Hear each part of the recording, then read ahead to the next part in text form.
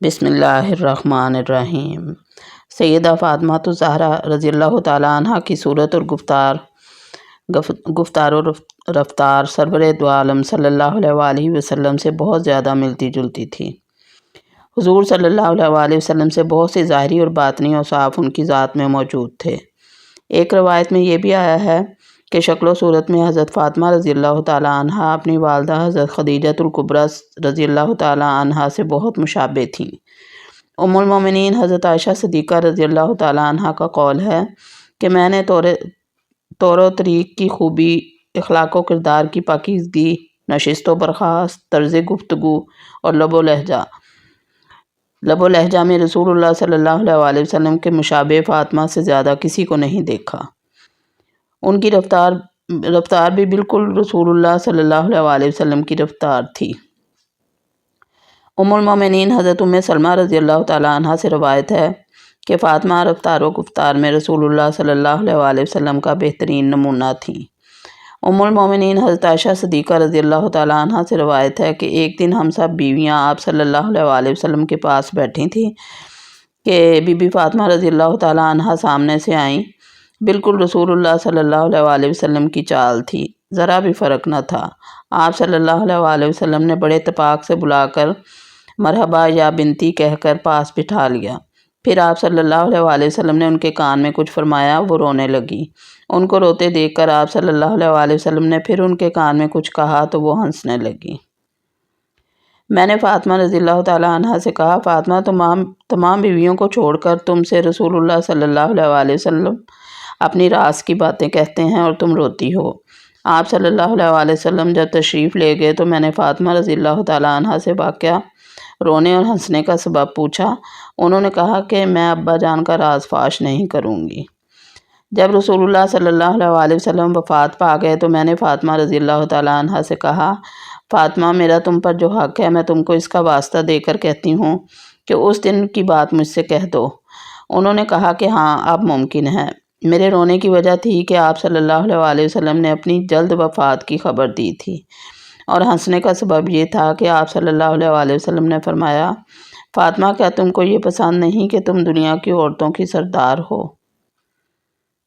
سیرت عائشہ۔ سیدہ فاطمہ رضی اللہ تعالیٰ عنہ ہمیشہ سچی اور صاف بات کہتی تھیں۔ ام المومنین حضرت عائشہ صدیقہ رضی اللہ تعالیٰ عنہ نے ان کی صدق مقالی اور صاف گوئی کی شہادت ان الفاظ میں دی ہے۔ فرماتی ہیں کہ میں نے فاطمہ رضی اللہ تعالیٰ عنہ کے والد بزرگوار رسول اللہ صلی اللہ علیہ وآلہ وسلم کے سوا فاطمہ سے زیادہ سچا اور صاف کو کسی کو نہیں دیکھا۔ بعض روایتوں سے معلوم ہوتا ہے کہ سیدہ فاطمہ رضی اللہ تعالیٰ عنہ کے رونے اور ہنسنے کا واقعہ اس وقت پیش آیا جب حضور صلی اللہ علیہ وآلہ وسلم اپنے وصال سے پہلے شدید علیل تھے، لیکن اس روایت سے معلوم ہوتا ہے کہ یہ واقعہ کسی اور موقع پر پیش آیا۔ اس وقت حضور صلی اللہ علیہ وآلہ وسلم چل پھر لیتے تھے، کیونکہ اس روایت میں یہ بیان کیا گیا ہے کہ جب حضور صلی اللہ علیہ وآلہ وسلم اٹھ کر تشریف لے گئے تو حضرت عائشہ رضی اللہ تعالیٰ عنہ نے حضرت فاطمہ رضی اللہ تعالیٰ عنہ سے واقعہ پوچھا۔ واللہ اعلم بالصواب۔ سیدہ فاطمہ الزہرا رضی اللہ تعالیٰ عنہ کو عبادت الہی سے بے انتہا شغف تھا۔ وہ قائم اللیل اور دائم الصوم تھیں۔ خوف الہی سے ہر وقت لرزاں و ترساں رہتیں۔ مسجد نبی کے پہلو میں گھر تھا۔ سرور عالم صلی اللہ علیہ وآلہ وسلم کے ارشادات اور مواعظ گھر بیٹھے سنا کرتی تھیں۔ ان میں عقوبت اور محاسبہ آخرت کا ذکر آتا تو ان پر ایسی رقت طاری ہو جاتی کہ روتے روتے غش آ جاتا تھا۔ تلاوت قرآن کرتے وقت عقوبت و عذاب کی آیات آ جاتی تو جسم میں اطہر پر کپکپی طاری ہو جاتی اور آنکھوں سے سیل اشک رواں ہو جاتا۔ زبان پر اکثر اللہ تعالیٰ کا ذکر جاری رہتا تھا۔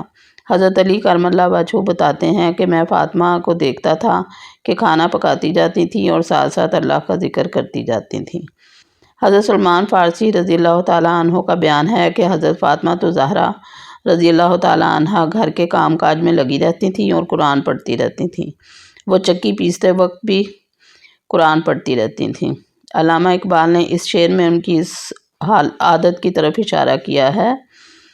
ادب پروردہ صبر و رضا، آسیہ گردان و لب قرآن سرا۔ حضرت علی کرم اللہ وجہہ کا بیان ہے رضی اللہ تعالیٰ عنہ کہ فاطمہ رضی اللہ تعالیٰ عنہ کی بے انتہا عبادت کرتی تھیں، لیکن گھر کے کام دھندوں میں فرق نہ آنے دیتی تھیں۔ سیدنا حضرت حسن بن علی رضی اللہ تعالیٰ عنہ فرماتے ہیں کہ میں اپنی والدہ ماجدہ کو گھر کے کام دھندوں سے فرصت پانے کے بعد صبح سے شام تک محراب عبادت میں اللہ تعالیٰ کے آگے گریہ وزاری کرتے، نہایت خشوع و خضوع کے ساتھ اس کی حمد و ثنا کرتے اور دعائیں مانگتے دیکھا کرتا تھا۔ یہ دعائیں وہ اپنے لیے نہیں بلکہ تمام مسلمان مردوں اور عورتوں کے لیے مانگتی تھیں۔ عبادت کرتے وقت سیدہ فاطمہ رضی اللہ تعالیٰ عنہ کا نورانی چہرہ زعفرانی ہو جاتا تھا، جسم پر لرزہ طاری ہو جاتا تھا، آنکھوں سے آنسوں کی جھڑی لگ جاتی تھی، یہاں تک کہ اکثر مصلی آنسوں سے بھیگ جاتا تھا۔ ایک اور روایت میں حضرت حسن رضی اللہ تعالیٰ عنہ بیان کرتے ہیں کہ ایک رات میری مادر گرامی نماز کے لیے اپنی گھریلو مسجد کی محراب میں کھڑی ہوئیں اور ساری رات نماز میں مشغول رہیں۔ اسی حالت میں صبح ہو گئی۔ مادر گرامی نے مومنین اور مومنات کے لیے بہت دعائیں مانگی مگر اپنے لیے کوئی دعا نہ مانگی۔ میں نے عرض کیا، اماں جان آپ نے سب کے لیے دعا مانگی لیکن اپنے لیے کوئی دعا نہ مانگی۔ فرمایا، بیٹا پہلا حق باہر والوں کا ہے، اس کے بعد گھر والوں کا۔ حضرت خواجہ حسن بصری رحمۃ اللہ علیہ سے روایت ہے کہ حضرت فاطمہ زہرا رضی اللہ تعالیٰ عنہ کی عبادت کا یہ حال تھا کہ اکثر سائے رات نماز میں گزار دیتی تھیں۔ بہت سی روایتوں سے معلوم ہوتا ہے کہ حضرت سیدہ فاطمہ زہرا رضی اللہ تعالیٰ عنہ بیماری اور تکلیف کی حالت میں بھی عبادت الہی کو ترک نہ کرتی تھیں۔ اللہ تعالیٰ کی عبادت، اس کے احکام کی تعمیل، اس کی رضا جوئی اور سنت نبی صلی اللہ علیہ وآلہ وسلم کی پیروی ان کے رگ و ریشے میں سما گئی تھی۔ وہ دنیا میں رہتے ہوئے اور گھر گرہستی کے کام کاج کرتے ہوئے بھی ایک اللہ کی ہو کر رہ گئی تھیں، اسی لیے ان کا لقب بطول پڑ گیا تھا۔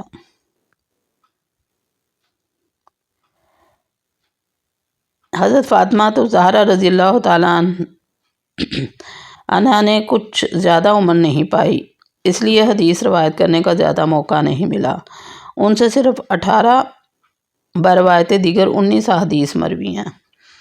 ان سے حدیث روایت کرنے والوں میں حضرت علی بن ابی طالب، ام المومنین حضرت عائشہ صدیقہ رضی اللہ تعالیٰ عنہ، حضرت حسن رضی اللہ تعالیٰ عنہ، حضرت امام حسین رضی اللہ تعالیٰ عنہ، حضرت انس بن مالک، حضرت ام ہانی اور حضرت سلمہ ام رافع رضی اللہ تعالیٰ عنہ شامل ہیں۔ امام دارقطنی نے حضرت فاطمہ رضی اللہ تعالیٰ عنہ سے مروی احادیث پر مشتمل ایک کتاب تیار کی تھی جس کا نام مسند فاطمہ رکھا تھا رضی اللہ تعالیٰ عنہ۔ تفقہ فی الدین سے بھی بہرہ ور تھیں۔ مسند احمد بن حنبل میں ہے کہ ایک مرتبہ رسول اللہ صلی اللہ علیہ وآلہ وسلم ان کے ہاں گوشت تناول فرما رہے تھے کہ نماز کا وقت آ گیا۔ حضور صلی اللہ علیہ وآلہ وسلم اسی طرح نماز کے لیے اٹھ کھڑے ہوئے۔ حضرت بی بی فاطمہ رضی اللہ تعالیٰ عنہ نے کسی موقع پر آپ صلی اللہ علیہ وآلہ وسلم کا کوئی ارشاد سنا تھا جس سے وہ سمجھی تھی کہ آگ پر پکی ہوئی چیز کھانے سے وضو ٹوٹ جاتا ہے، اس لیے انہوں نے حضور صلی اللہ علیہ وآلہ وسلم کا دامن اقدس پکڑ کر عرض کی، ابا جان وضو کر لیجئے۔ آپ صلی اللہ علیہ وآلہ وسلم نے فرمایا، جانب ادھر، وضو کی ضرورت نہیں، تمام اچھے کھانے آگ ہی پر تو پکتے ہیں۔ مسند احمد میں روایت ہے کہ ایک مرتبہ حضرت علی کرم اللہ وجہہ کسی سفر میں گئے تھے۔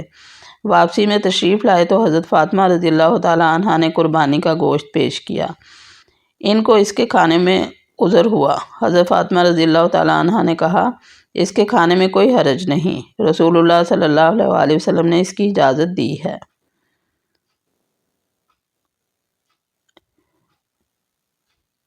اس سے پہلے ایک موقع پر حضور صلی اللہ علیہ وآلہ وسلم نے قربانی دینے والوں کو قربانی کا گوشت کھانے سے منع فرمایا تھا۔